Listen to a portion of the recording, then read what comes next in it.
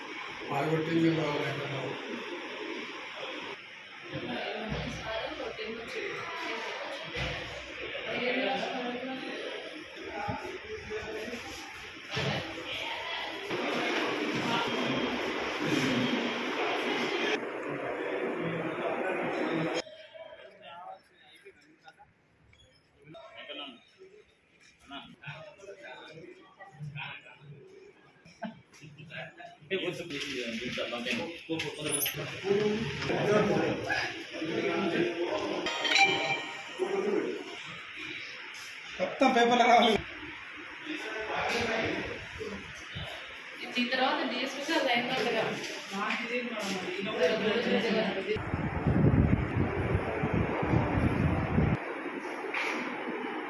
చూడాల్సి ఉంటే అట్లా మాట్లాడుతుంది.